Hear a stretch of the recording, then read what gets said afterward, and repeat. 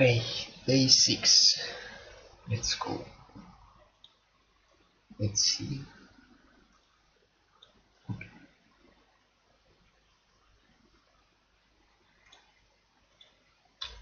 Oh yeah, I wrote this off camera because when I uploaded my video, I was rewatching it to make sure it was well uploaded, and I put it in a minute, a random minute, and I saw the gameplay we were watching of Zoe, the challenger Zoe. I think it was Faker, and I saw that he was always playing really like in the front, so I just took note of that. Here, oh, here, this. So maybe I can try to do that. Um, I'm not sure about this though. I don't know. We'll try. We'll see what happens. Maybe if this doesn't work, then I will just do this. And if this doesn't work, then I will just do this instead. But now I think I'm going to watch this, like a tutorial of macro or something like that. Um,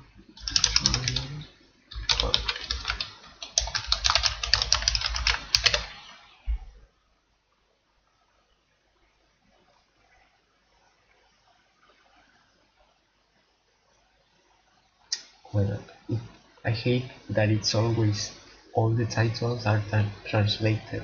I want them in English.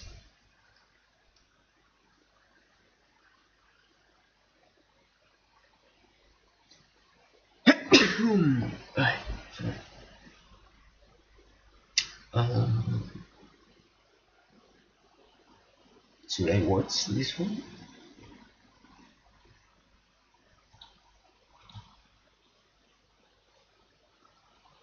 Let's see. ¡Uy! Descubriremos las islas. Let's see the chapters of the video, if it has chapters.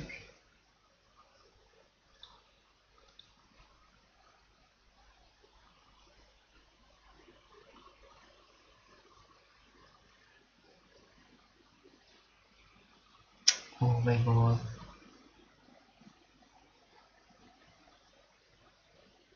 Okay, okay, there's no chapters.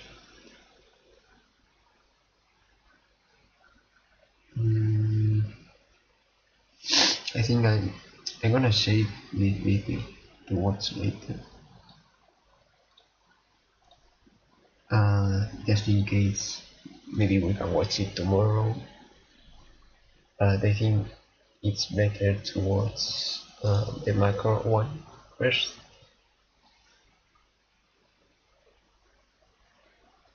I know it's 2 years old, but I guess it doesn't really matter, no?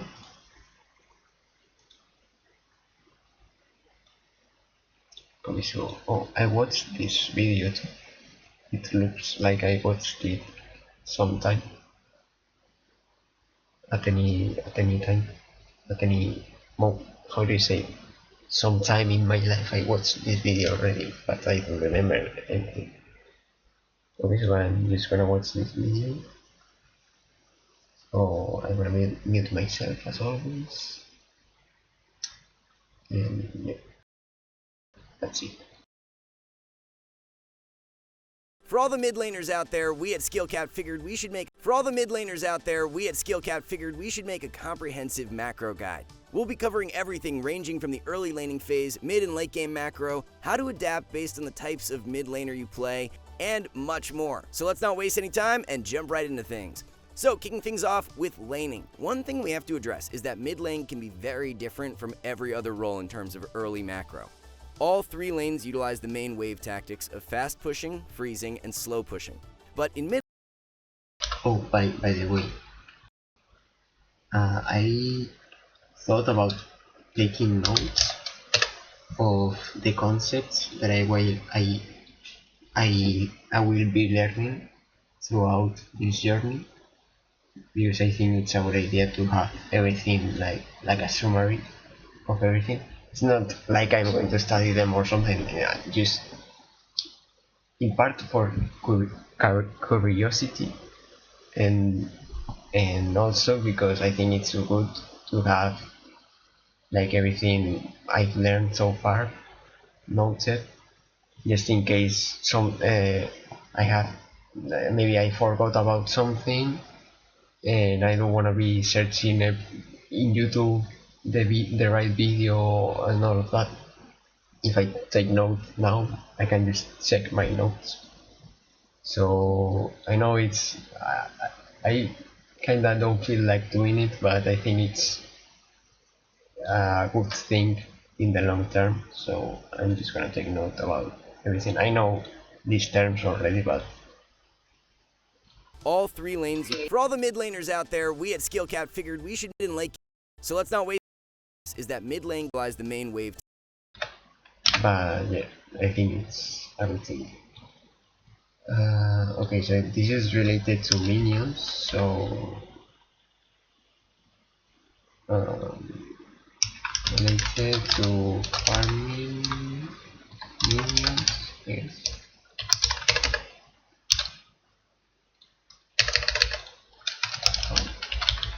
League of Legends concepts.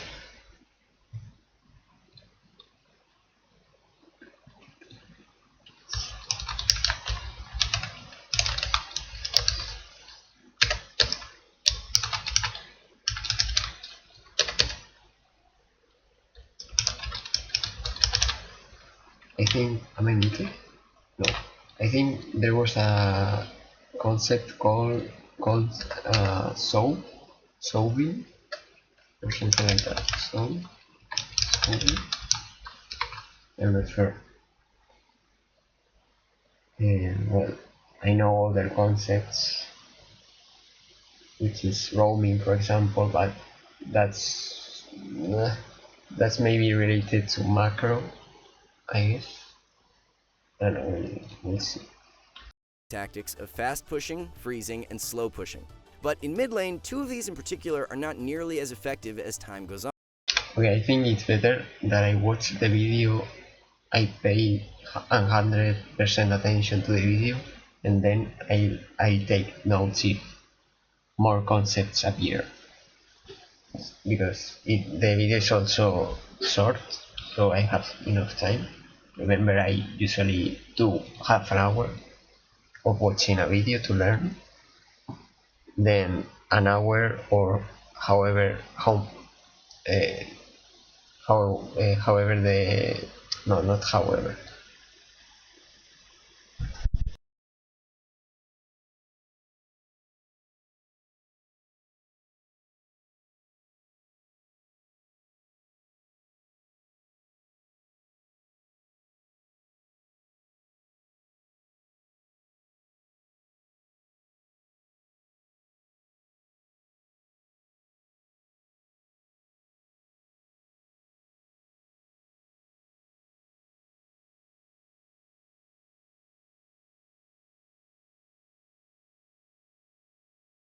okay, sorry, I had to mute myself. I don't know what I was saying, but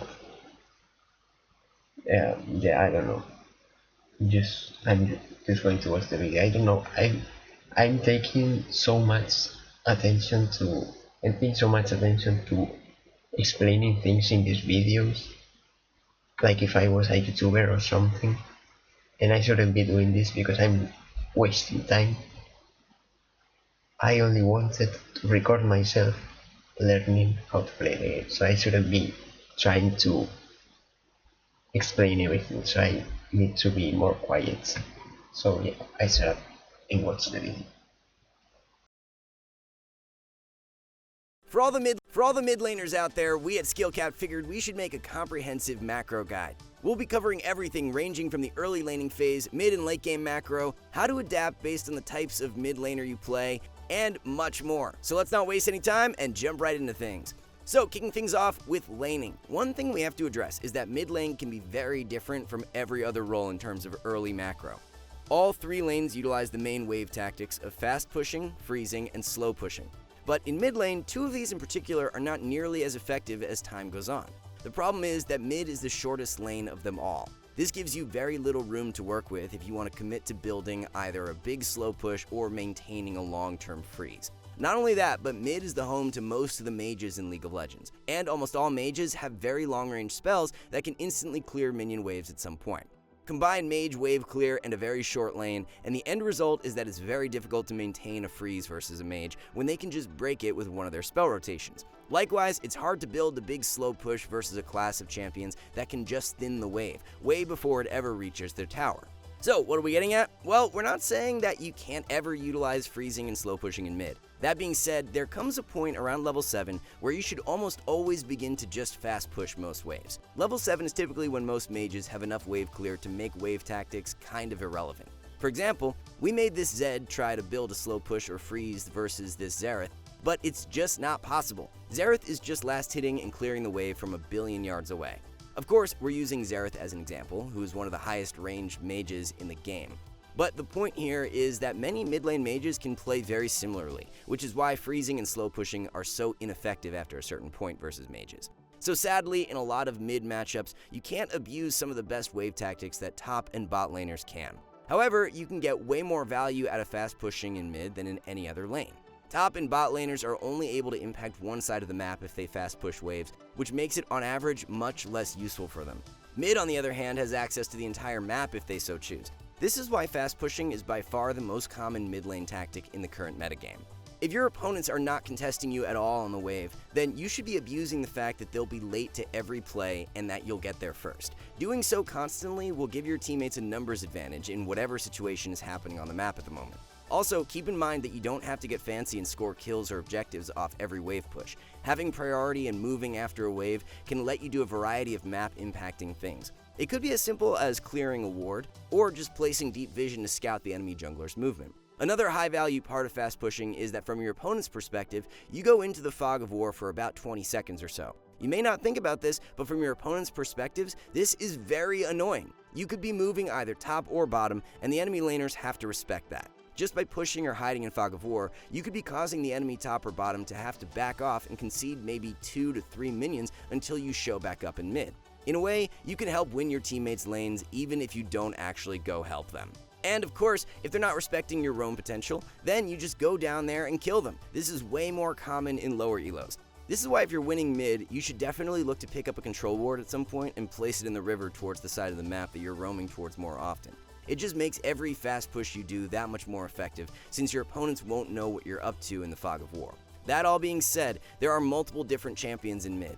While slow pushing and freezing aren't that great versus typical mages, there's another class of champions you'll find in mid usually, melee assassins. While mages are able to interact and instantly clear waves from far away, most melee mid laners cannot do that. This means that our level 7-ish rule of beginning to only fast push is not entirely relevant if you're versus a melee champion. Slow pushing and freezing versus these types of characters can be very effective, since they have a hard time dealing with these wave strategies. That being said, keep in mind that most melee mid laners tend to favor roaming quite a lot, so committing to wave strategies like freezing can be a bit risky versus something like a Katarina, for example. Yes, you'd be denying her minions, but you'd just be allowing her to roam and potentially score kills on your side laners. So keep in mind if you do want to freeze or slow push versus melee mid laners in mid after level 6 or so, that you should meet certain criteria. 1, you should probably have adequate vision so that your teammates would instantly be aware if they're roaming. This way you can punish them with your wave tactic with no risk to your teammates' lives. 2, you can also do so if your opponent's roams aren't that threatening in the first place. For example, let's say Yasuo roaming towards side lanes with no knockups. It's very unlikely he gets much done, so it might be okay to freeze in that scenario. If you do not trust your teammates to not die to roams though, then yeah, after level 7, just keep following the permanent fast pushing tactic. Keep that assassin under their tower where they can't get kills. Before we jump into the mid and late game though, if you want to improve fast and get the rank you've always wanted, then go to skillcap.com. Stop wasting your time grinding thousands of games only to see no progress. With premium courses for every role and skill taught by the best players, Skillcap is the perfect platform to help take your game to the next level. Take our wave control course. While you wait for your next game to start, you can learn freezing, fast pushing, slow pushing, bouncing waves, the list goes on, all in just a few minutes to maximize your improvement rate. Or maybe you just like seeing your opponent's health go to 0, then you'll love our trading course. We even have a skill test at the end so you can see how good you really are. Players just like you are leaving 5-star reviews and raving at how helpful they are. The best part, it's completely risk-free to try, as you're kept safe with our rank up insurance. If you don't significantly improve while actively using skill cap, then you get your money back, no questions asked. So what are you waiting for? Get the rank you've always wanted by clicking the link in the description below. Alright, with laning done, let's move to mid and late game macro. This is where many players start to get confused and fall apart, as there's just so much you can potentially do on the map. How are you supposed to know what you should be doing at all times with so many options? Don't worry, things are actually much easier than you think as long as you understand the 3 zones of a side lane. We want you to imagine that top and bot lane are split up into 3 zones like this. The one closer to your side is the collection zone, after that is the neutral zone, and then near your opponent's side of the map is the pressure zone. These zones are very important because what's the one thing you hear constantly over and over when looking at guides on how to get better? You need to farm more minions. That's literally the advice that every coach guide or every piece of content ever is trying to tell you all the time, right? What this means is that proper mid-game macro is trying to maximize the gold that your entire team is getting through minions. Therefore, all 3 lanes should be getting farmed efficiently, so every carry on the team is getting strong and hitting power spikes. If you watch competitive play, the map usually looks like this between big objectives for that reason. This is how players easily hit 10 CS per minute or more in a coordinated environment. Obviously, you're playing in solo queue with 4 kids you need to sometimes babysit. You can't afford to sit farming a side lane peacefully all game, so what do?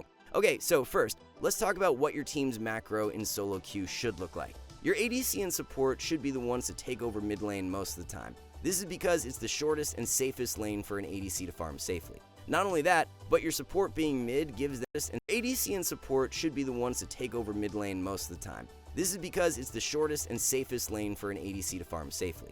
Not only that, but your support being mid gives them easy access to warding the highest traffic areas of the map and the nearby objectives. Meanwhile, the top and mid laners are given the task of defending and pushing side lanes as needed. Tops and mids tend to be a little bit more self-reliant, which is why they can typically venture off on their own to the sides of the map. Cool, so what does this mean for you as a mid laner? Let's start with the most basic thing you can do, and then we'll get into some more tactics. Remember our 3 zones, the collection, neutral, and pressure ones we introduced? The simplest one to talk about is the collection zone. All this means is that when a wave is on your side of the map, that someone on your team, probably you, should go pick it up so that it doesn't just die to one of your towers. Then you push it as far as you can, and then just walk back to regroup with your teammates around mid. That's it. This is generally how most mages in League play, since they're not typically great side laners. If you do follow this rhythm of picking up waves in the collection zone and regrouping properly, you'll earn about 7 to 8 CS per minute, which is a solid amount of farm in an average solo queue game. The only thing to keep in mind is to use some common sense before leaving your team. Let's say your opponents are pressuring a major objective, but there's a small wave in your collection zone. You obviously wouldn't just leave your team to go catch that. It is okay to concede some waves from time to time, depending on the action that's happening on the map.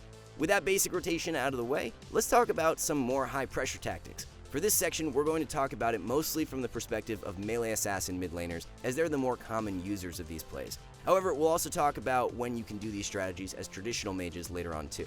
So if you're playing a self-reliant character, you can venture past the collection and halfway neutral zone into the pressure zone on your opponent's side of the map. What does this mean? Well, think about it like this. Your opponents have these zones too, but in reverse. So your pressure zone is simply their collection zone. So when you push a wave into the pressure zone, someone on the enemy team technically has to go collect that wave unless they want to lose farm.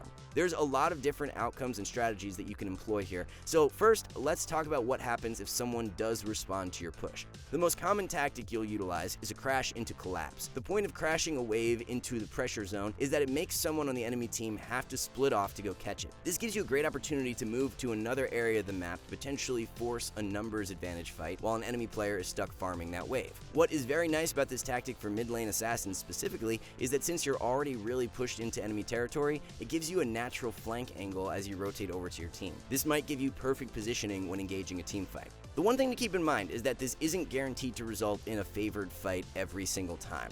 You'll often push and collapse, but the enemy team will respect your play.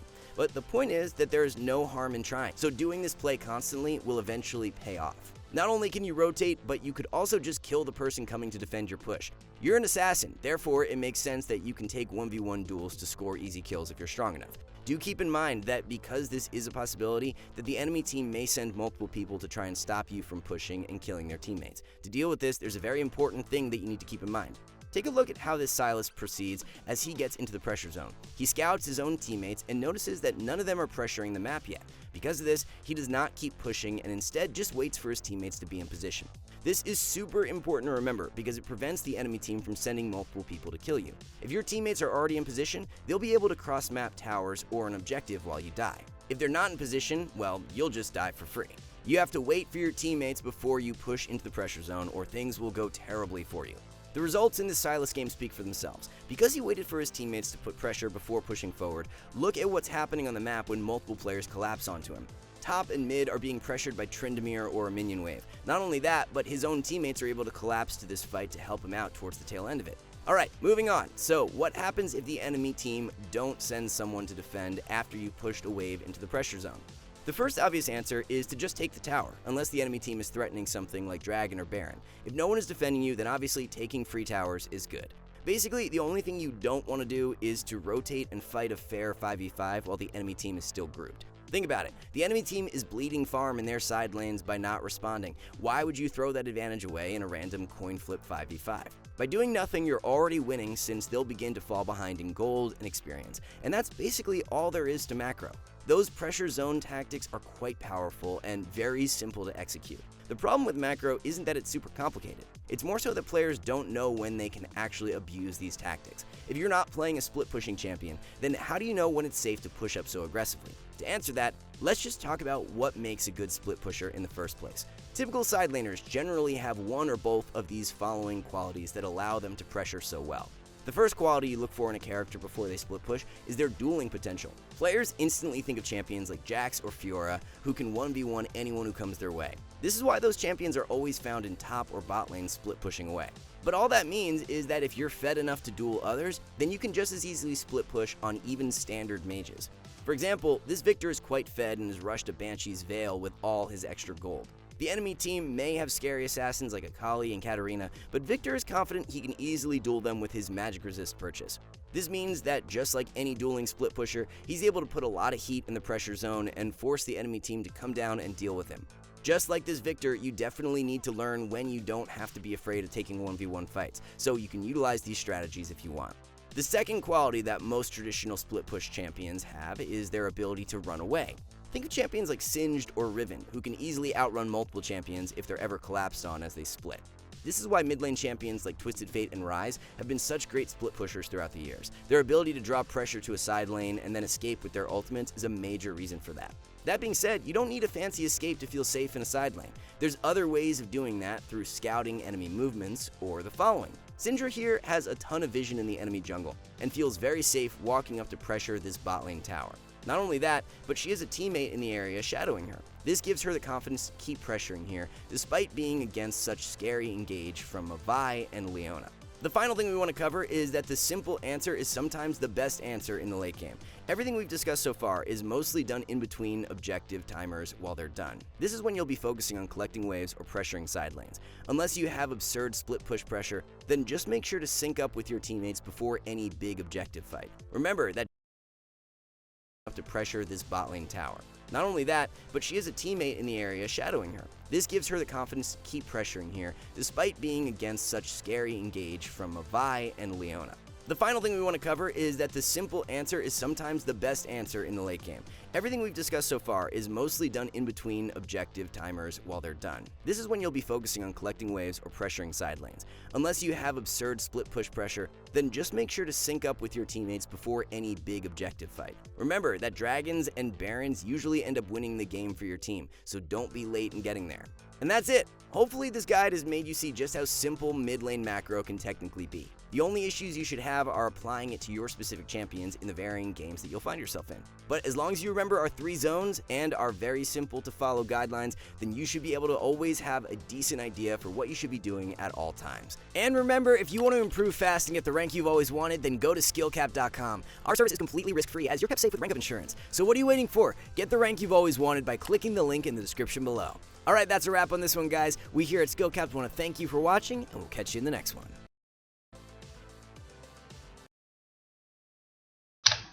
Okay, so basically I have to farm my wave and then roam to bot lane in early game, okay? In early game to bot lane now or top lane, but I usually go bot. And and then go back to farm my wave in mid, and then in mid game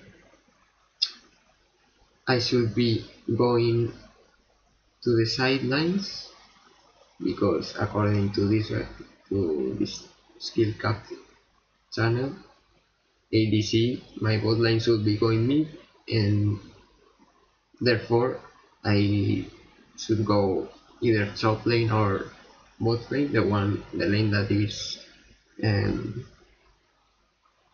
empty, and once it's pushed to that red zone, the pressure zone, then I don't know, recall or go mid lane or go to objectives.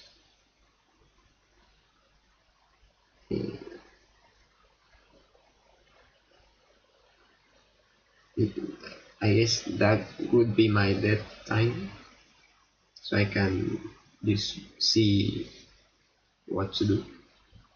But basically pushing all the time, pushing waves, farming, and that's it. So it's not very different to what I've been doing so far.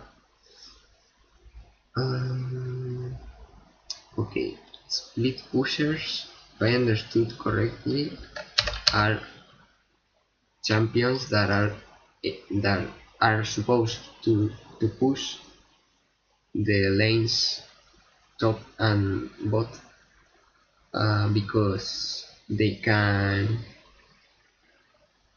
basically escape fast.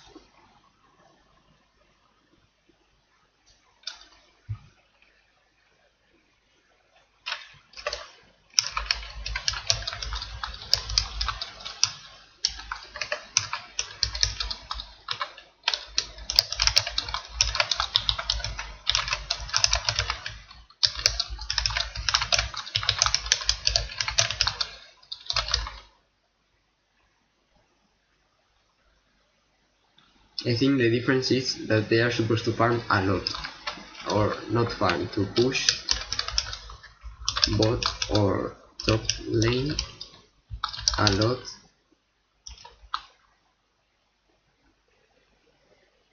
due to their ability to escape fast or safely. I don't think I can escape fast, to be honest. Is so we consider to be a split pusher? I don't think so. I don't know what a Bruiser contested is. Oh my god, so much text.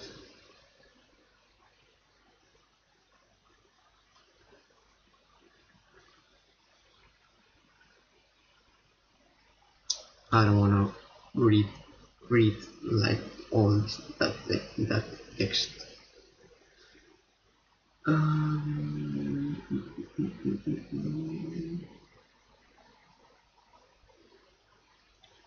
don't know what to do. I think I'm just gonna play already. I know I watched 15 minutes, but I've been recording for half an hour, and that's because I talk so much instead of focusing on my improvement.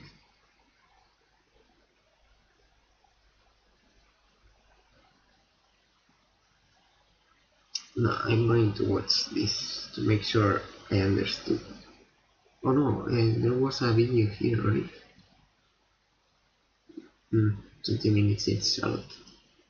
I'm gonna watch the video to see if they say the same, or if there's any difference between both videos. Let's see. Al infinito y más allá. ¿Qué tal, amigos? Soy Amado of the... Voy a que me conozcan. ¿Qué tal, amigos? Soy Amado of the...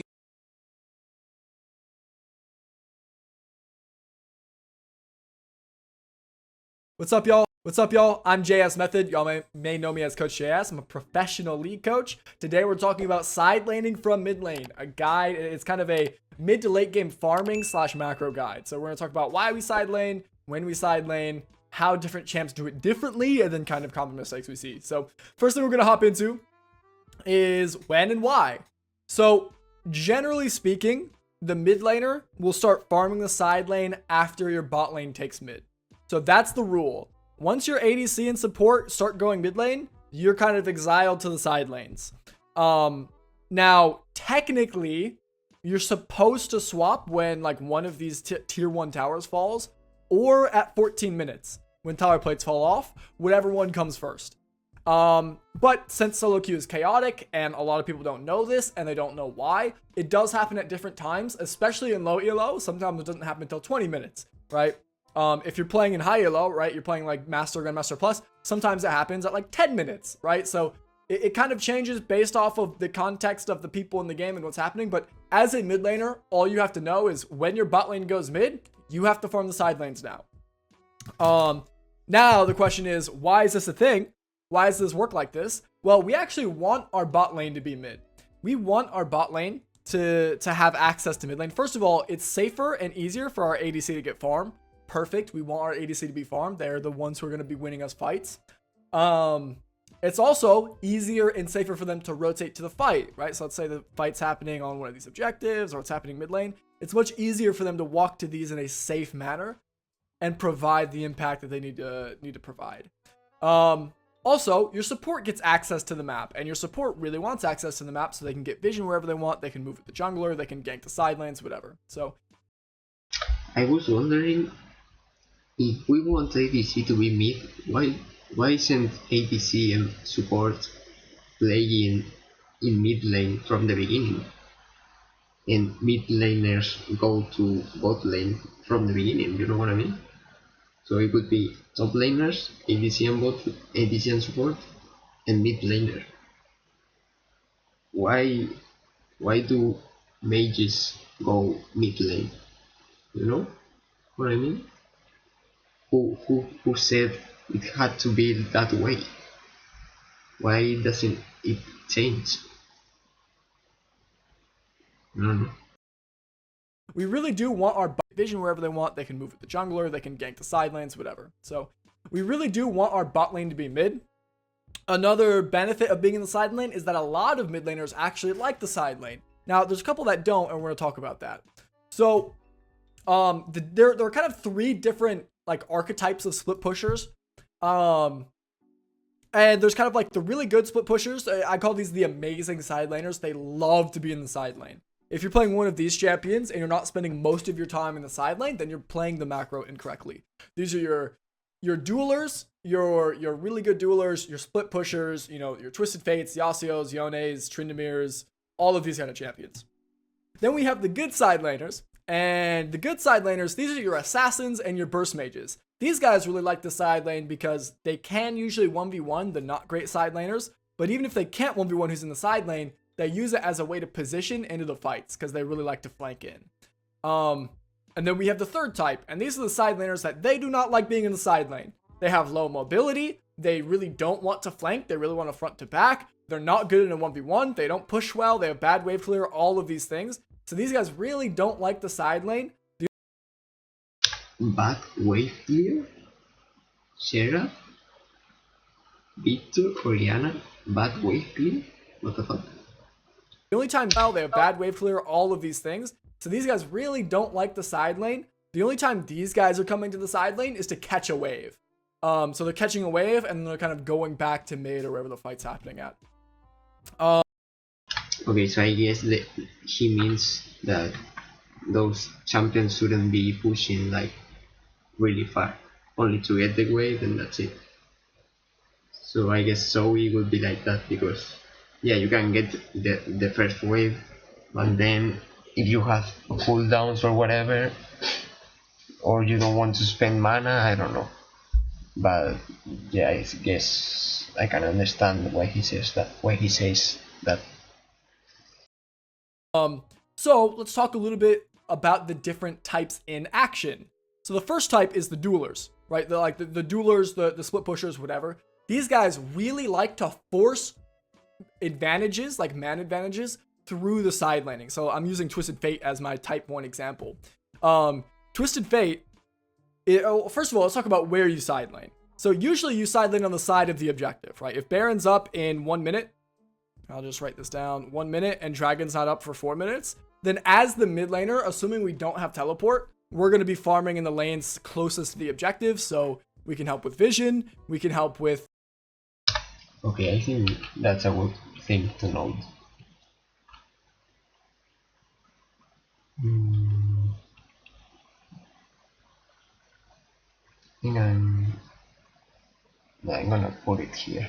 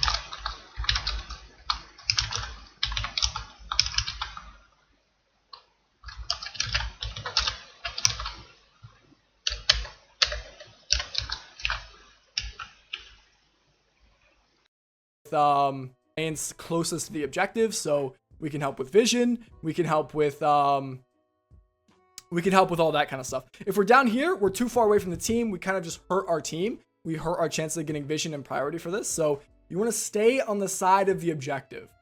Now, if we're playing somebody like TF, or if you have teleport, you can go on the other side if you have teleport up, but usually that's your top laner. Anyways, using TF as the example here, we know... However, I was thinking, wasn't it better to push? Okay, let's say a lot of people are here, okay?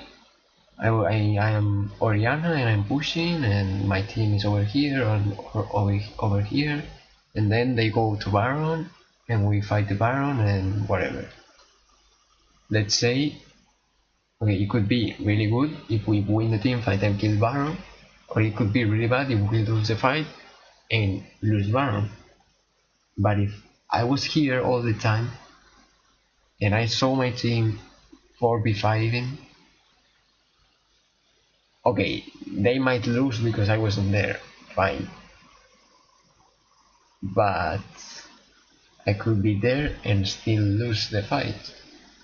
So isn't it like a safer play to just take advantage of the fact that the enemy team will be here and push this wave as much, not this wave, this lane as much as possible? I don't know, I think it's a better, not a better, subjective decision, because it's like both things have pros and cons, no? Because if I was here farming and my team is close to me, then I'm like taking the farm that my team could be getting, you know what I mean? For example, I am here and Twisted Fate is from my team and he wanted to farm top lane, but I'm taking his farm and this lane is empty, and so maybe I should just go to this lane because it's the empty one. I don't know. It's like I don't know which is the best. I don't think there's a correct answer to this. It's like very subjective. The best thing would be that this lane was pushed and then round to top, I guess, or to mid. Not to mid, because ADC and support should be here. But to go top, but obviously top lane is so far from bot lane. So once I'm here, the lane that was pushed here will be no longer pushed. So I don't really know what's the play here. I don't know. Well, we want to be chance of getting vision and priority for this, so you want to stay on the side of the objective. Now, if we're playing somebody like TF, or if you have teleport, you can go on the other side if you have teleport up, but usually that's your top laner. Anyways, using TF as the example here, we know we want to be on the top side, so we're going to kind of come into this top lane, and we're going to push, and we're going to stay pushing while our team is pushing, so we kind of match this tempo, right? This is what tempo is. I have a video on tempo. While our team is pushing, so we kind of match this top lane, and we're going to push, and we're going to stay pushing while that's your top laner. Anyways, using TF as the example here, we know we want to be on the top side, so we're going to kind of come into this top lane, and we're going to push, and we're going to stay pushing while our team is pushing, so we kind of match this tempo, right? This is what tempo is. I have a video on tempo. Feel free to go watch that if you want to know more about that specific concept. But as long as you're on tempo, you're going to be pushing up here as far as you can, and you're not going to move until they react to you, right? If they send a person to you, then the Twisted Fate's going to ult mid, then you get a free 5v4, you guys win this lane, and you win this lane. That's like perfect macro. Same thing for those other split pushers, right? If you're playing Yone, you're going to come to the side lane, you're going to start bashing on this tower until, you know, you win the 1v1, or maybe they send 2 to you, maybe you even 1v2 them. And then if they send too many, you flank into the fight, get a good flank, win the fight because you have a good ult angle, and you're up a man, and then you just end the game through getting the objectives, right? So that's how the type 1s want to split push, or side lane. These are your TFs, your Yasuos, your Yones, these kind of champions. Now, type 2, they're not quite as good at kind of breaking these towers or forcing these man advantages. They have really good mobility though, and they do have pretty decent 1v1 potential. And they really like to flank into the team fights. They really like to kind of, if the team fight's happening here, they want to come into it at like a side angle so they can hit a really good ult on the back line. So these are your burst mages, your assassins, your Annies, Aries, Lissandras, Fizzes, Zeds, Kianas. You're going to want to push up to this tower. And then instead of wasting time on this tower and sitting here not doing anything, you're going to flank into the interaction. So you're kind of just going to perma push, flank in, push, flank in, push, flank in. If there's not a flank opportunity, you're going to use your scanner. These guys always have scanner. Scan the jungle, so next time you push and flank, you know you're not on vision, easy kill, right? So type 3 of split pushers, or side laners, sorry. These are mid laners that really don't like the side lane. They're really only coming here to catch a wave. So that's why I put the Orianna as example here. And I kind of put her at the tier 1 tower. Because assuming you're blue side and you're pushing out this way, you'll never really go past this point. Because then you're too vulnerable to ganks and you don't really have good mobility and you don't want to be in that fight. And you want to be front to back in the fight mid lane or at the objective anyways. So these guys, all they're going to do is catch the wave. They're going to catch the wave and they're going to rotate back to mid lane or wherever the fight's happening. So if they only use side lane to farm, it's very scary for them to be there. I kind of visualize it by drawing a couple different lines. The type 3 guys are going to push up. They're never really going to step past the river too much. They're just going to push up the wave like this, and then they rotate back. This is type 3. The flankers are going to go to the next tower. They're going to go a little bit further, and then they're going to flank into the fight, right? Whether it's at the objective or whether it's mid lane. That's type 2. And then the first type 1, we're going to stay here until we force an advantage and then out-rotate them, right? So that's generally how we're going to handle the side lane as mid laners. I hope this answered some questions about mid and late game macro, when you're supposed to go get farm and that kind of thing. I hope you guys appreciate this video. If you guys have any ideas for tomorrow's video, I would really appreciate them. Drop them in the comments. I'll see you guys tomorrow. Peace. It was most of the times literally the same thing of the of the skill cut video, it it really was the same most of the times, the same words even. Um,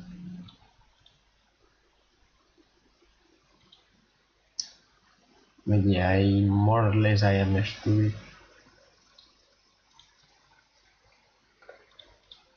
As always, I cannot hear the launcher.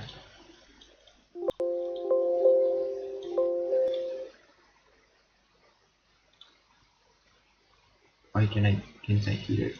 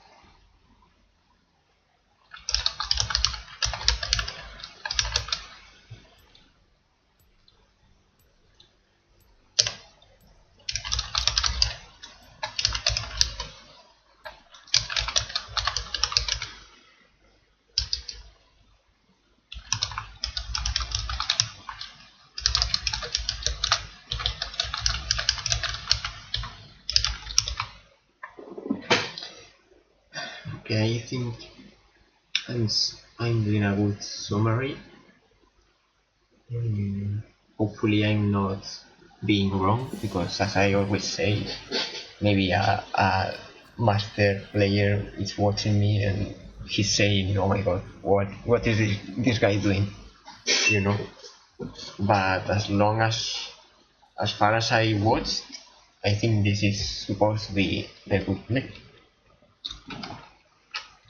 Okay, yesterday I was really distracted and didn't focus well, so I'm gonna try to be quiet and focus.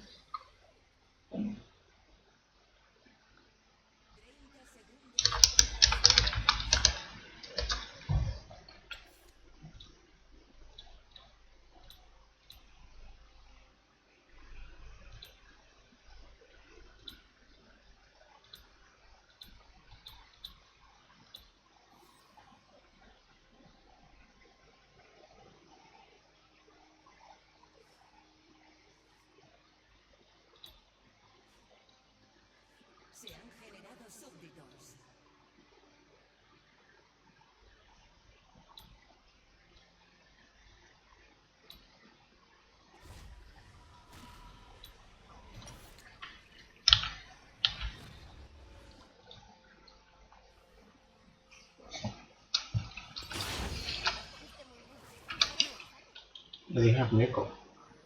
Okay.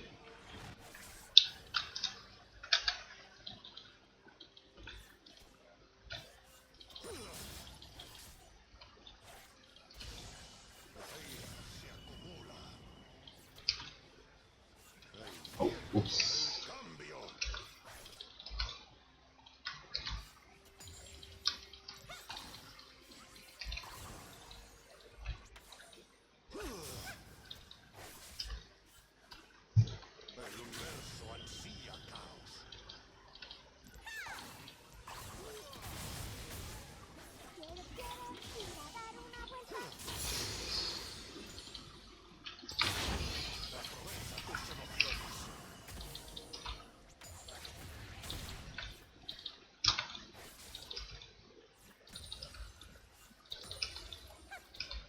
No.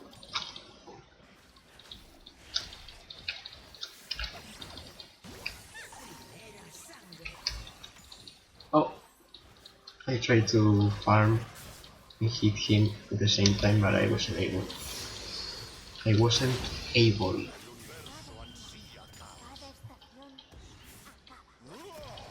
Oh, my bad.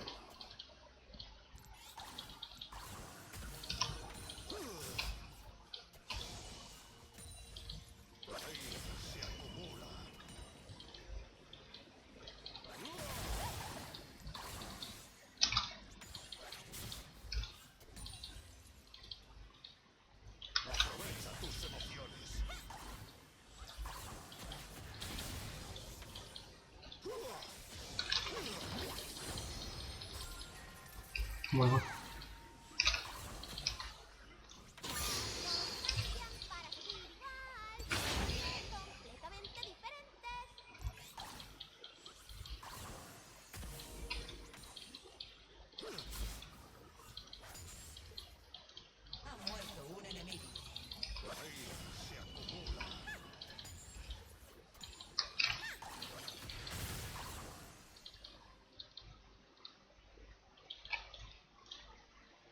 I'm going to ward here. Oh my god! That scared me. I knew that could happen, but I don't know, I was like, maybe it doesn't happen.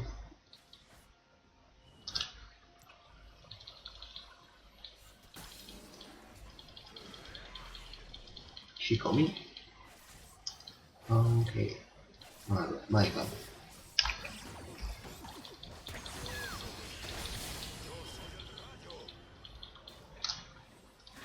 Now my tempo is broken. I cannot recall, even though I should. I can't. It's alright. That's why I have potions.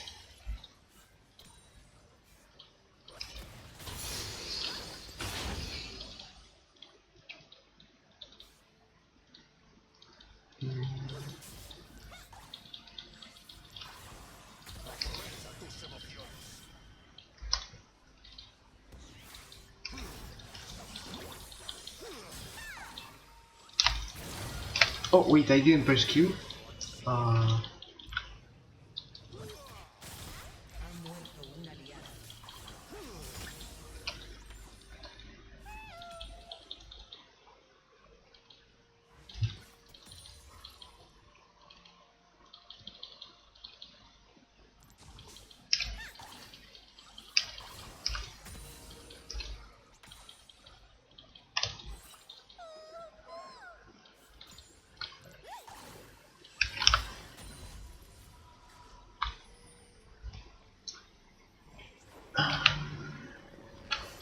okay, I'm going to buy.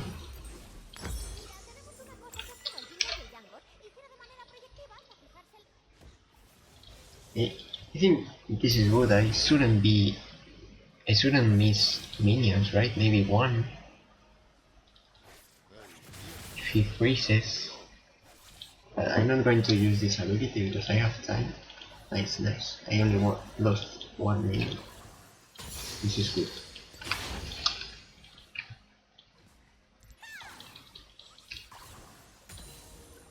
Nice. Okay. I was lucky.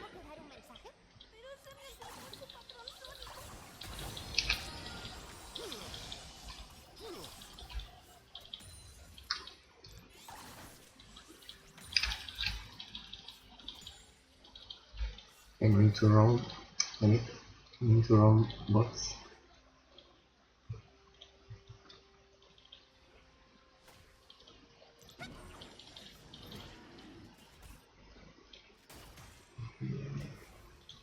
Okay, well, back.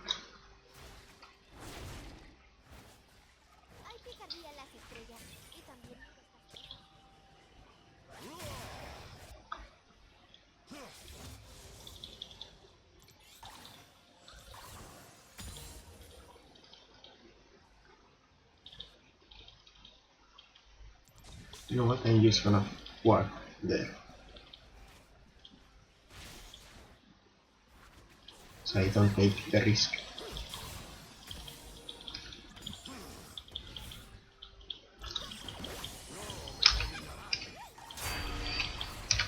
Oh, almost.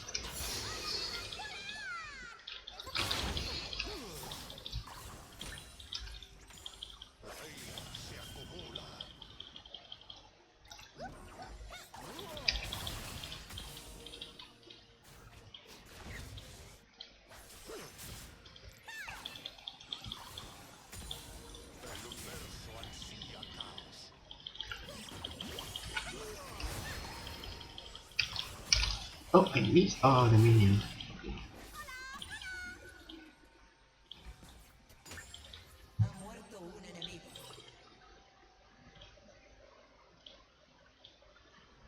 I don't think I have time to roll. However.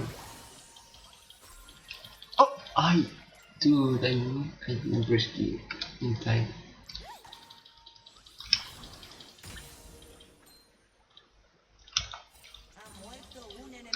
I need to go fast.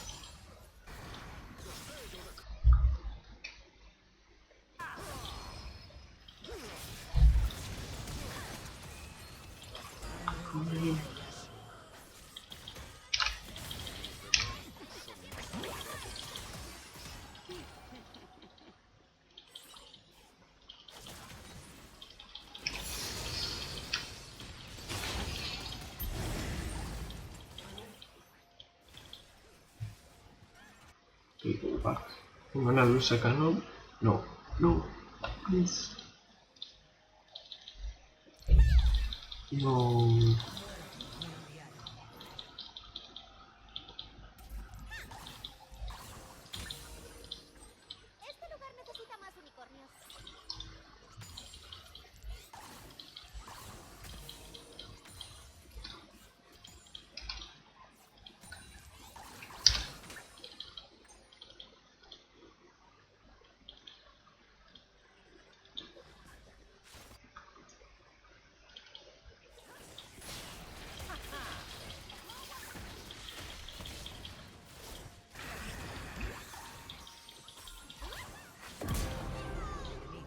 Okay. Good round.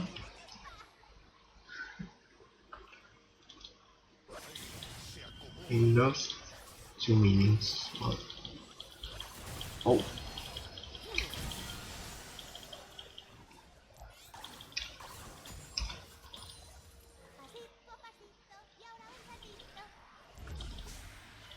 where is that? Oh, TP.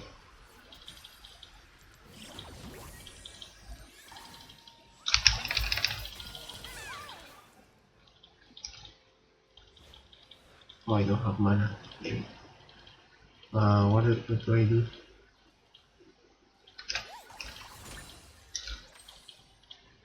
Need to go base.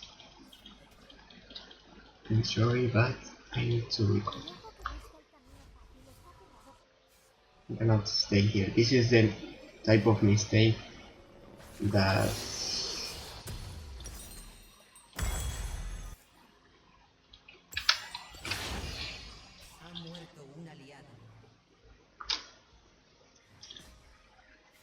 I know it's bad, but it's always the same. Why does it always happen? If I stayed, I wouldn't have pushed the lane fast enough. Now I will be in the same position. Let me see now. I'm full HP. I have nothing. He's going to recall.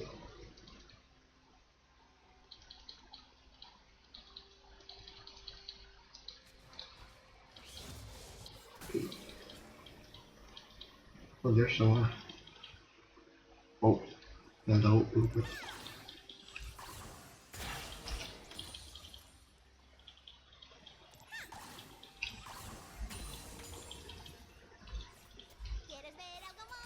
Oh, okay.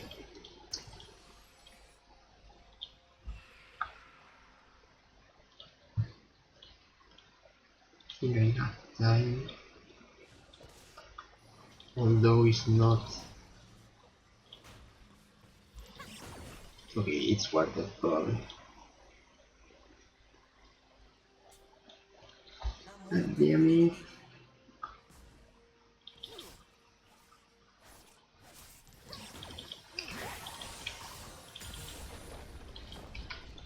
El día es demasiado brillante y la noche demasiado oscura. Necesito más colores.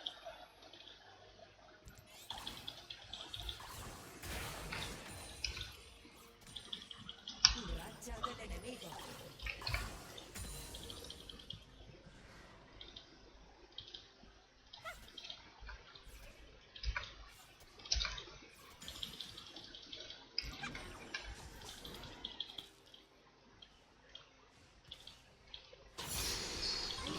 I should have kept pushing.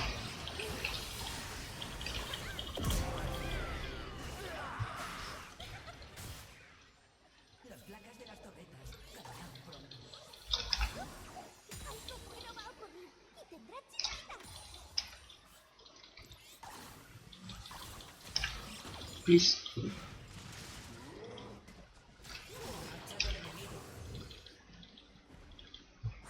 I'm fine.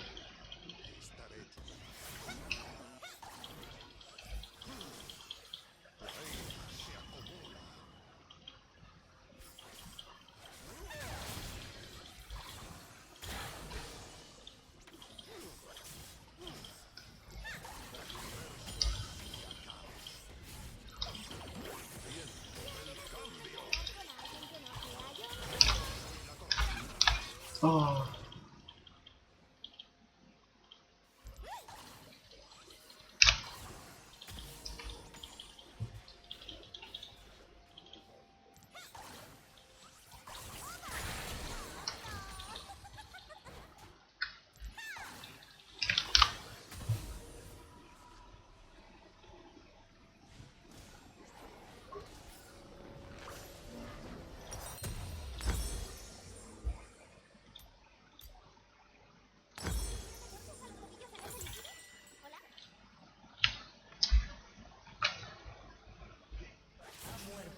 So it's supposed my bot lane is supposed to be in the mid lane already, but it's whatever. It's iron, so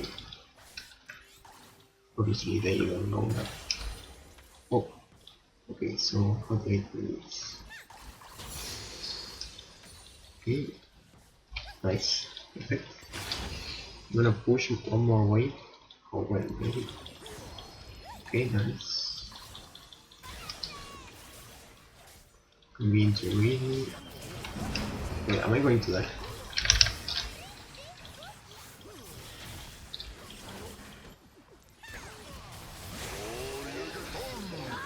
No! I missed.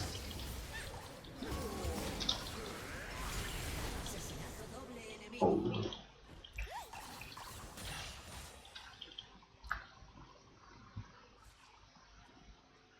Okay, that could have been so much better.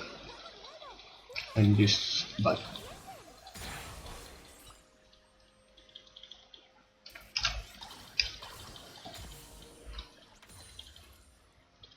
You wanna risk it? Then, yep, I knew it.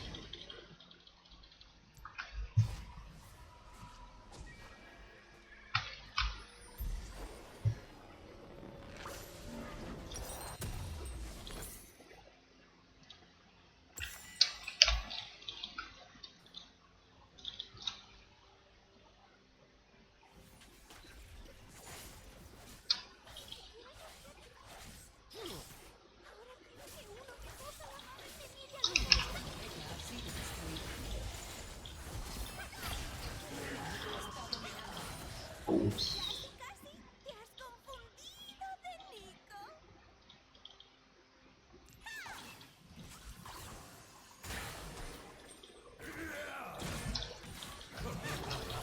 I don't understand.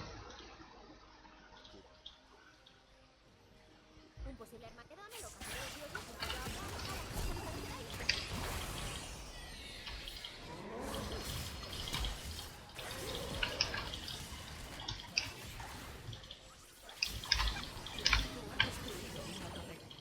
Oh.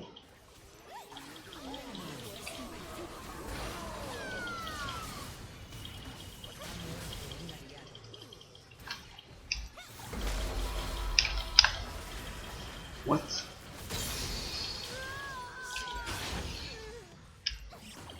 Asesinato doble enemigo. Ha muerto un aliado.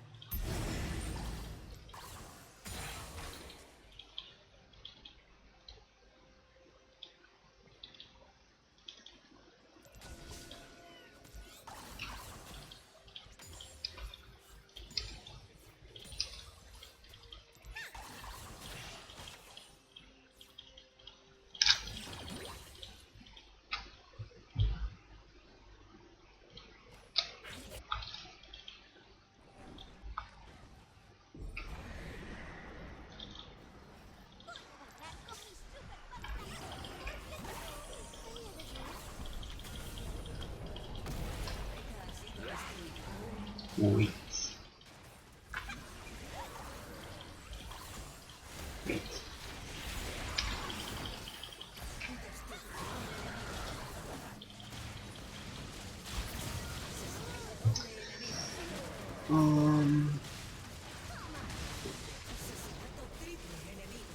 I'm obviously not playing good, bro. Why? I changed my way of playing and it's not working, bro.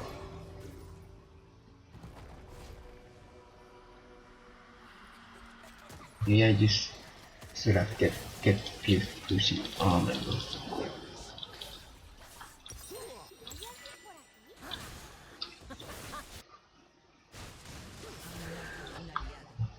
Then I think I'm supposed to go bots to farm, no? Vuestra torreta ha sido destruida.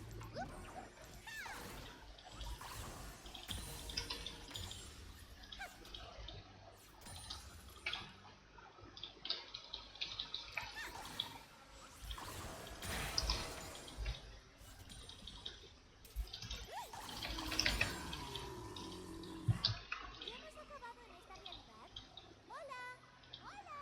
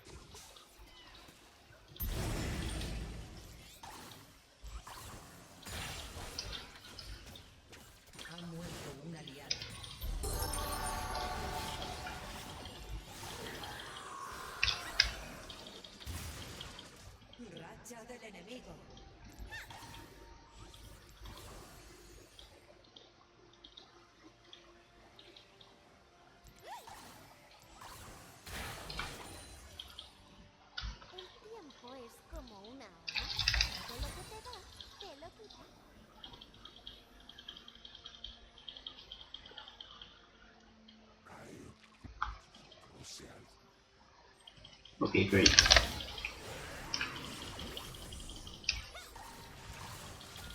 Yeah, fuck you.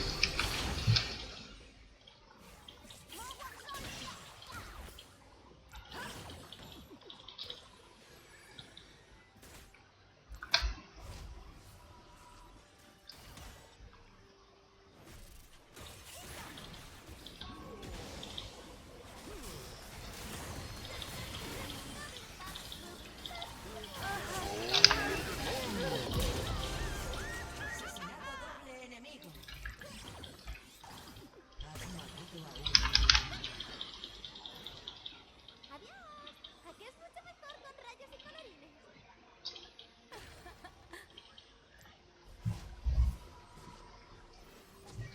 Oh, what? Oh, qué pena. Me gusta. ¿Debería venir a casa de Emilio? Oh. Oh my god. Oh, how am I so dumb?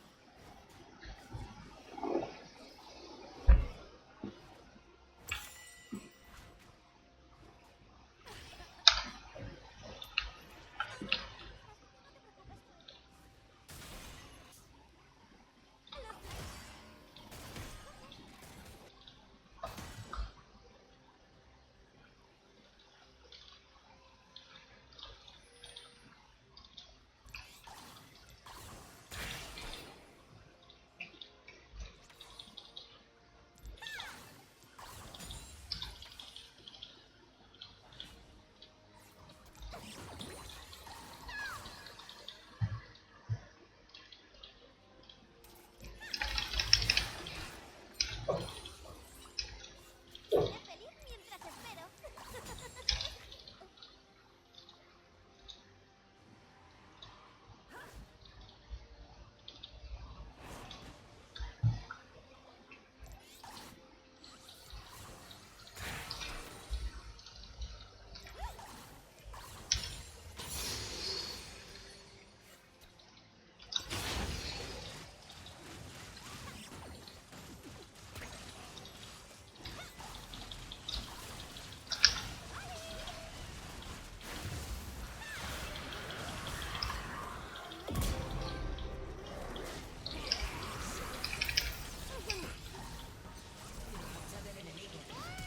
No, no.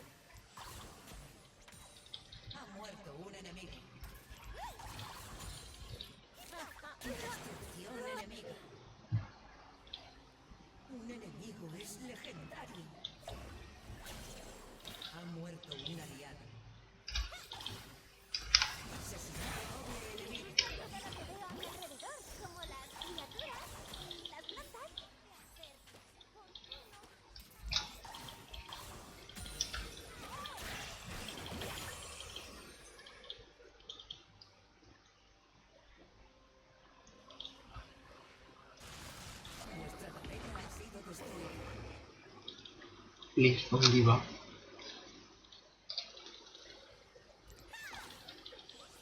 Vuestra torreta ha sido destruida.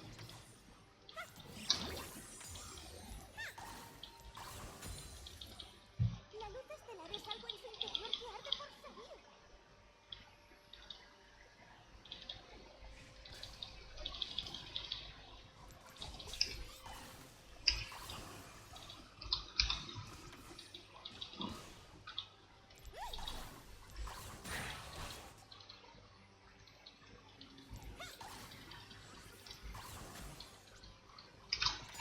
Se acabó.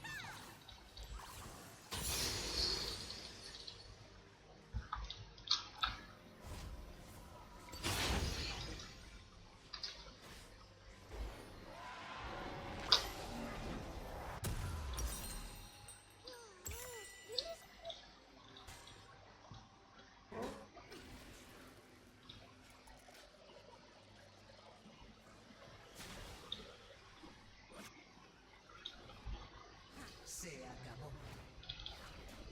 Sí.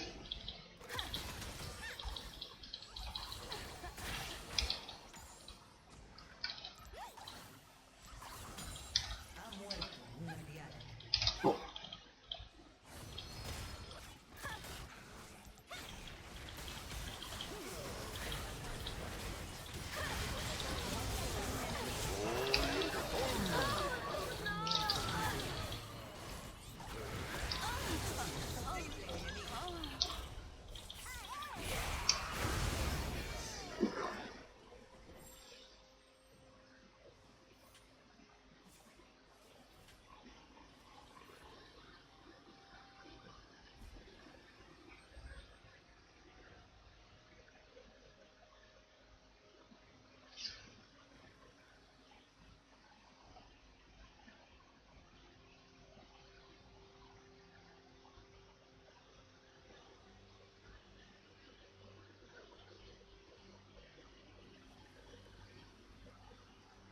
Vuestro inhibidor ha sido destruido. Vuestro inhibidor ha sido destruido.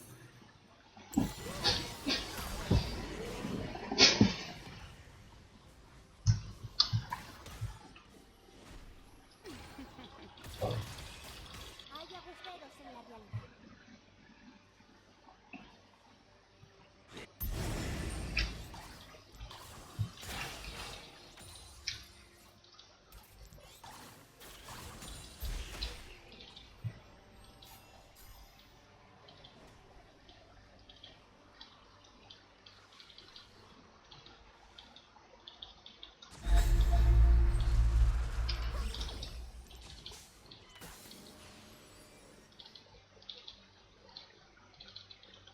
oh no.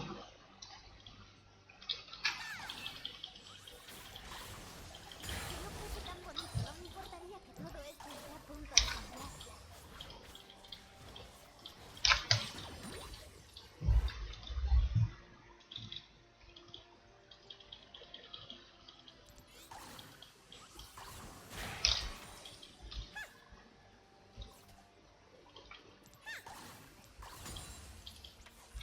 Ha muerto un aliado. Asesinato doble enemigo.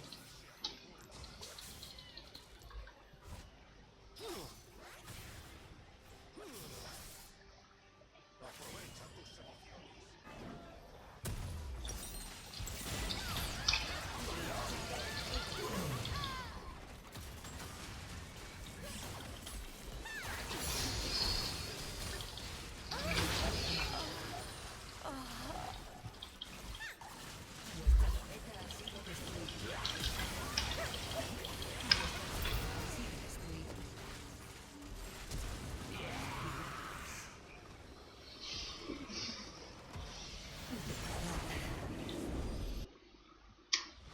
Finally, a game where I can watch my mistakes.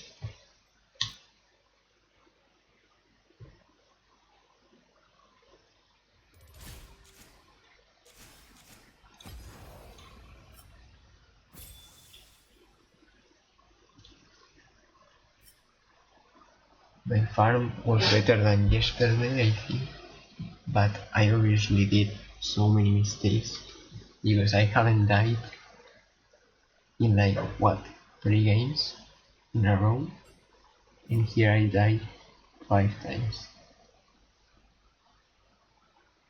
Maybe because mispositioning, or I was somewhere I shouldn't have been. Like I roamed too much or didn't roam. I was like always saying, taking risks, you know. Maybe the wave wasn't pushed, so it was a bad roam, and that's why I died. I don't know, so many little mistakes, or maybe not even little mistakes, but a lot of mistakes.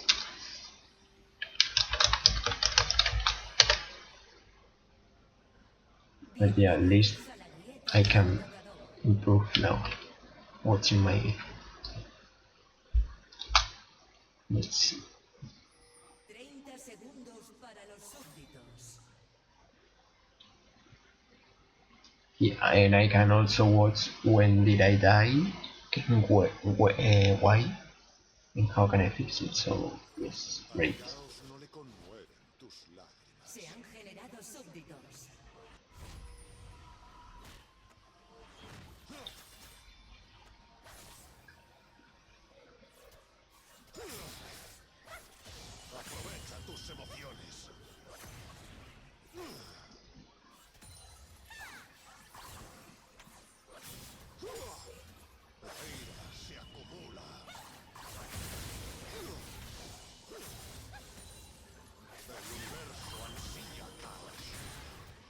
I lost so many minions because I was trying to be more aggressive.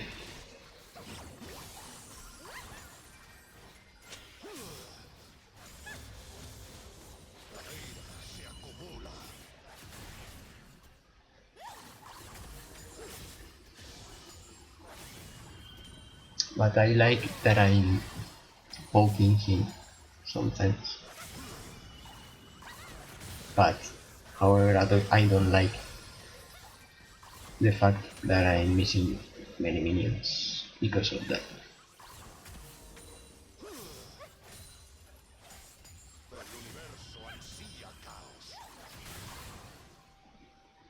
And I'm getting a lot of poked.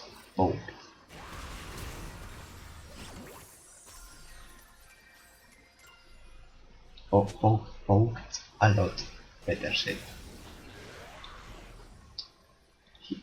Did he see me?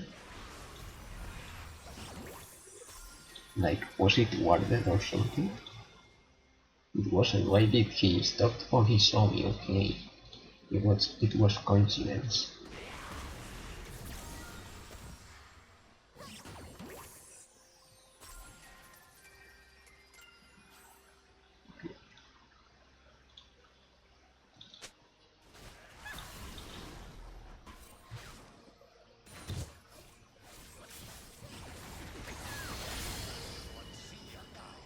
Yeah, I lost minions because I had to run away all the way around.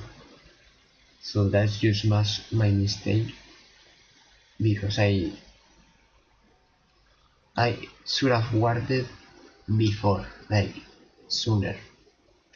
So the jungler will be killing monsters here or here or here or even here,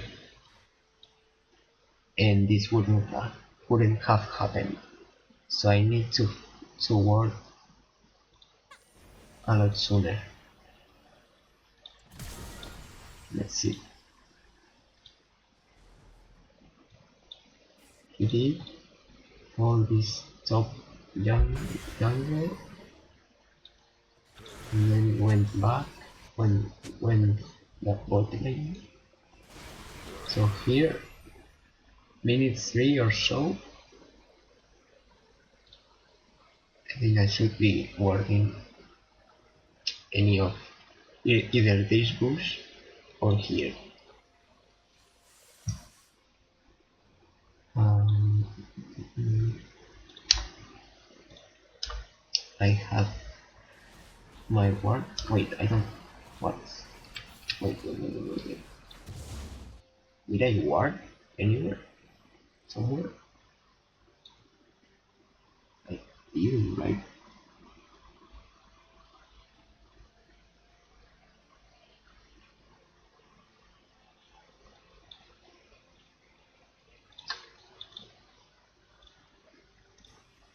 Bienvenidos a la grieta del invocador.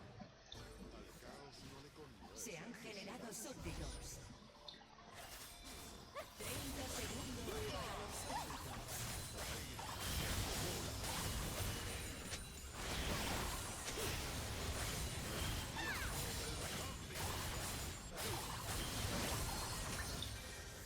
Does this mean I don't have wards or what?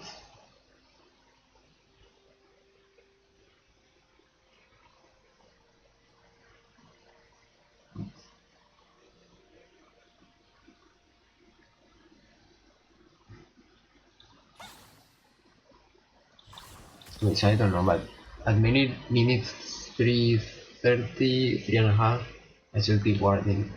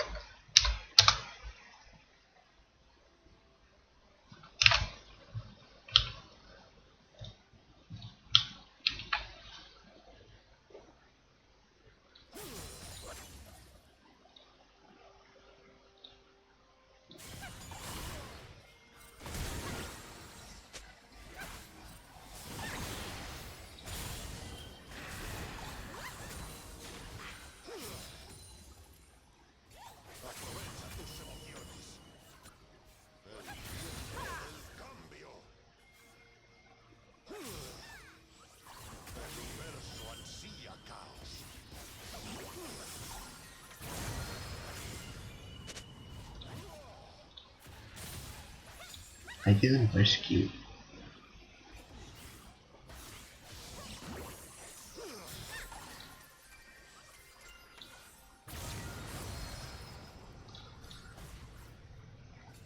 Mechanical issue.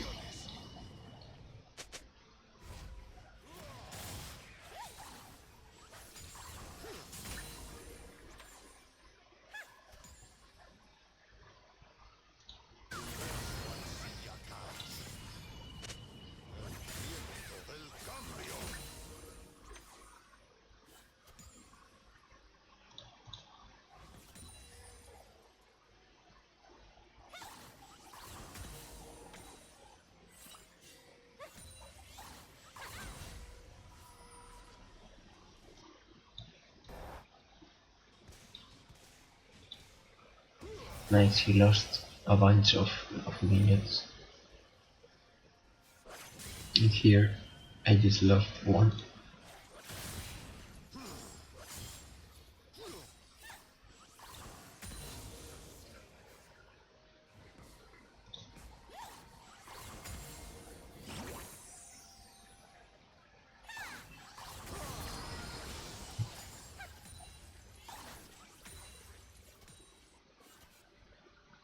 Bruh.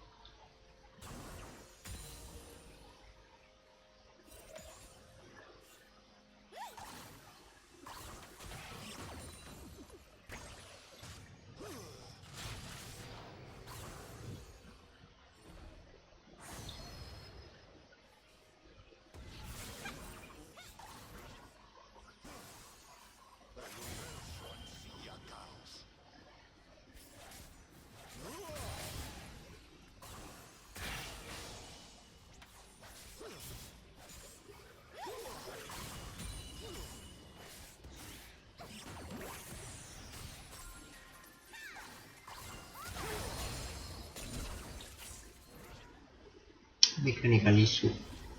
I could have ignite him if I had been faster.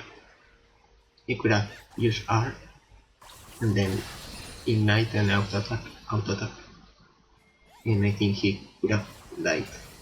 So mechanical issue.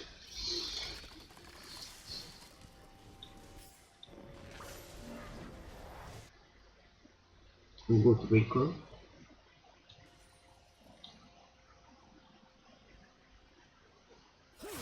I shouldn't miss any minion.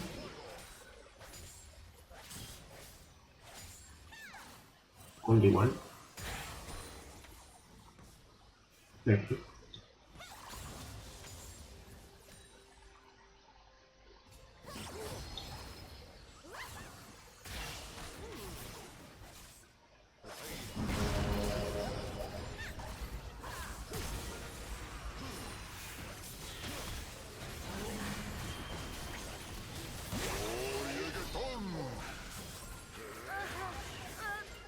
Mechanical issue again.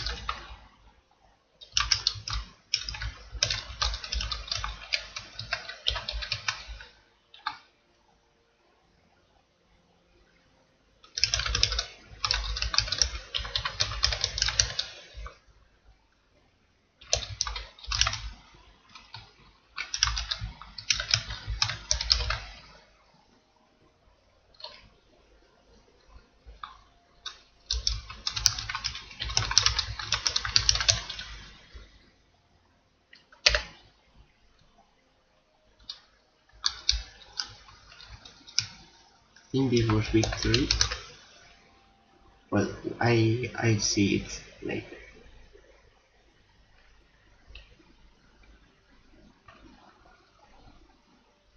What time is it? Okay.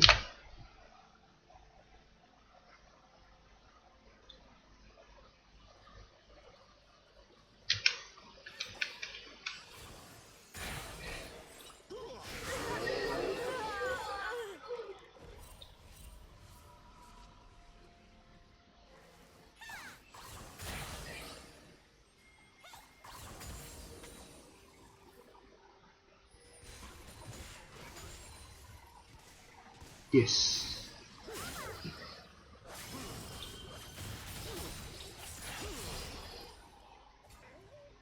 Oh my god, I'm going to lose a lot of minions.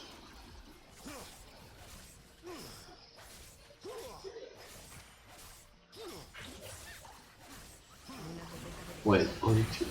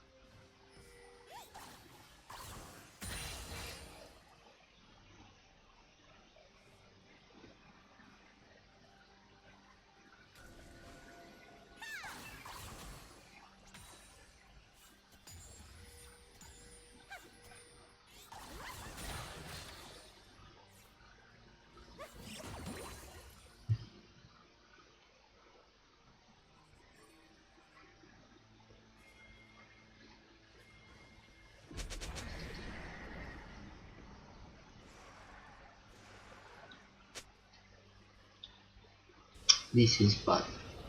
Oh my god. This is so bad. I should be here farming, not here trying to kill the Herald by myself.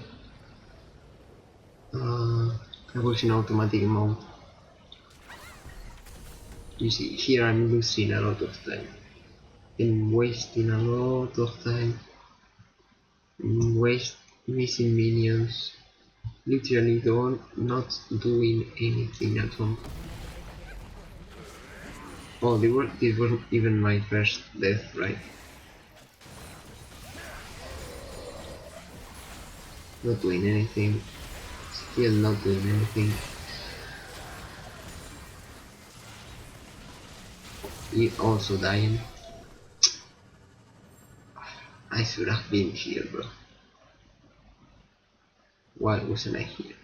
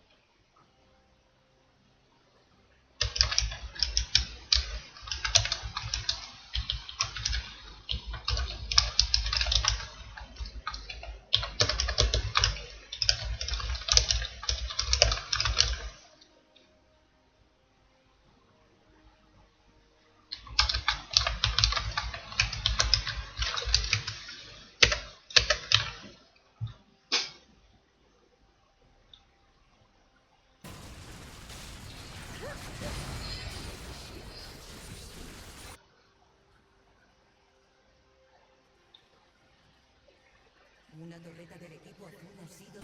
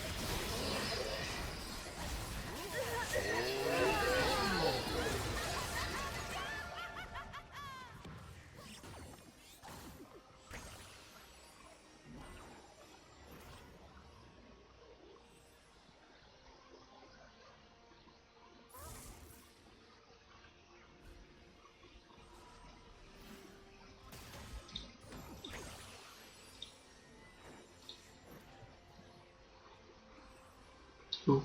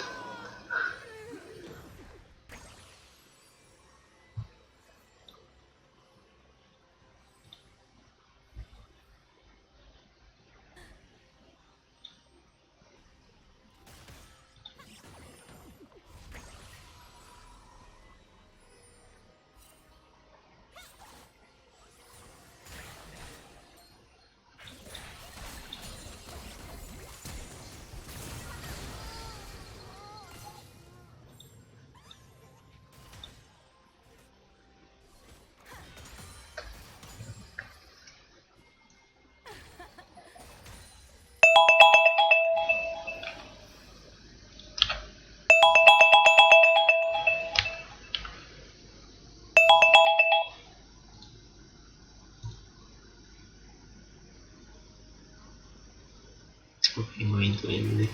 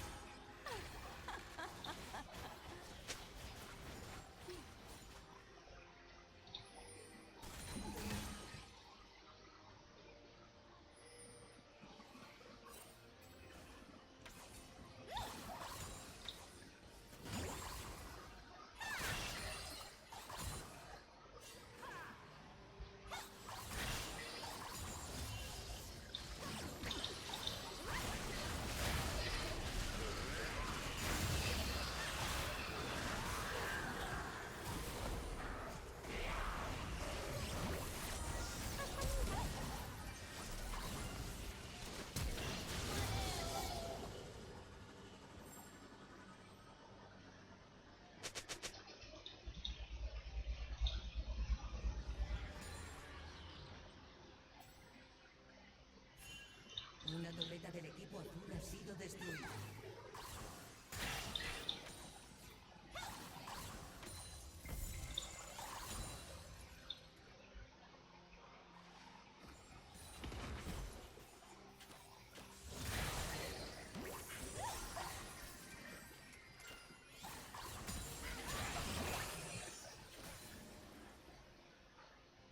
Una torreta del equipo azul ha sido destruida.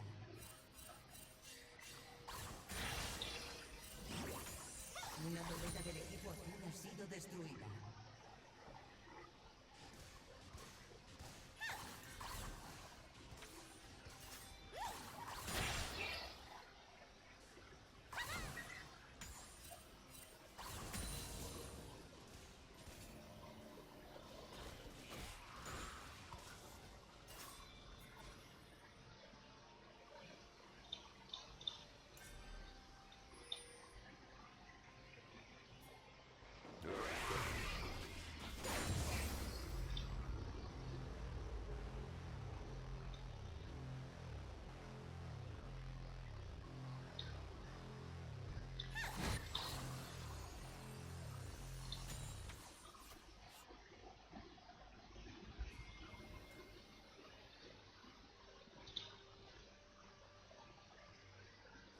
Again, I shouldn't be here.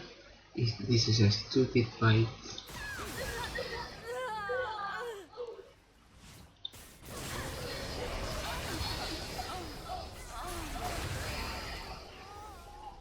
El equipo rojo ha conseguido aniquilar al enemigo.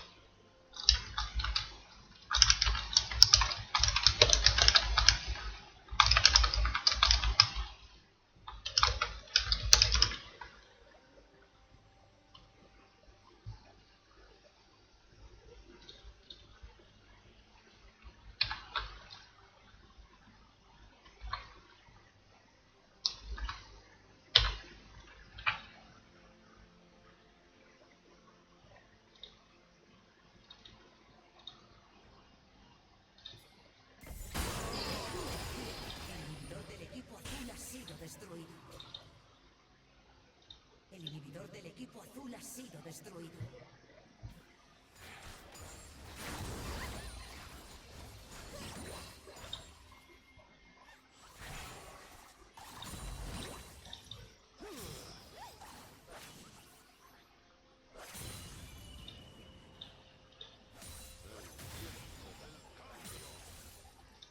La ira se acumula.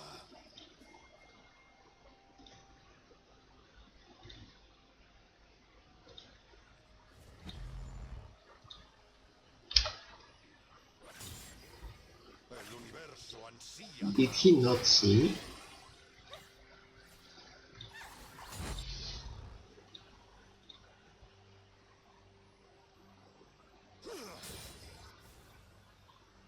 Aprovecha tus emociones. I don't think he saw me. Se acumula.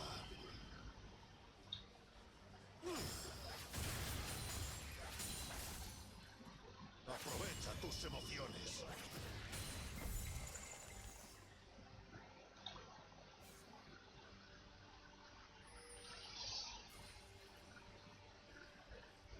Una torreta del equipo azul ha sido destruida. Una torreta del equipo azul ha sido destruida.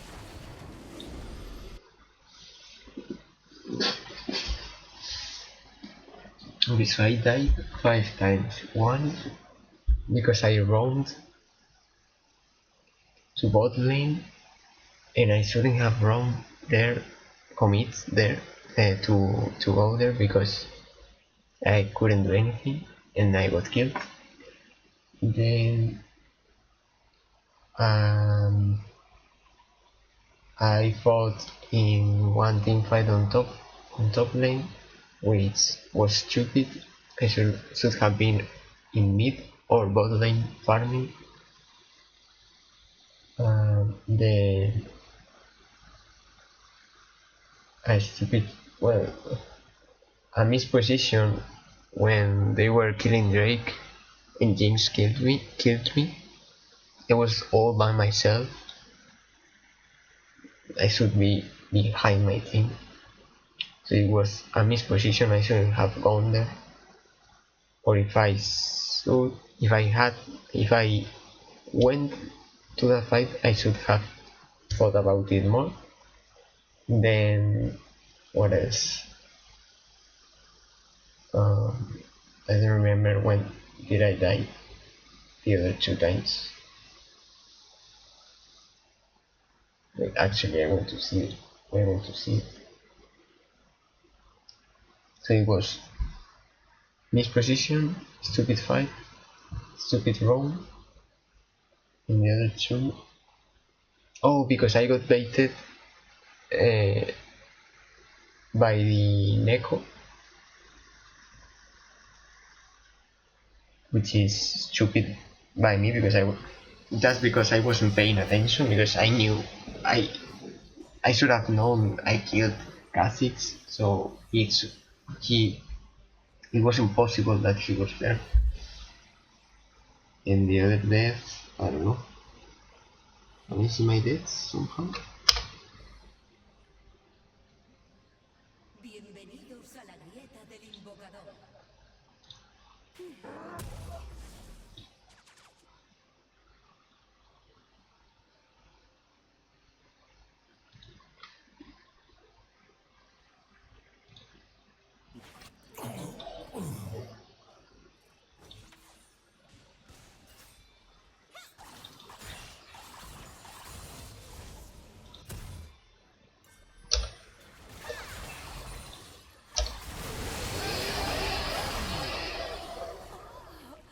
El equipo rojo ha conseguido aniquilar al enemigo.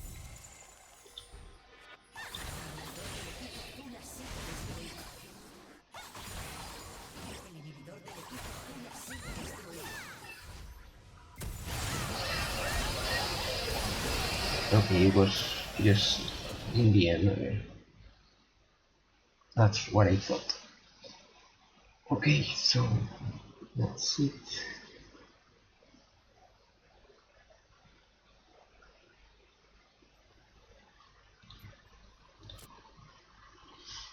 Basically, I didn't play as I played last days. I was like trying to change, I don't know, to roam and all of that. I think I should go back to how I was playing on the days before, because I wasn't doing good enough.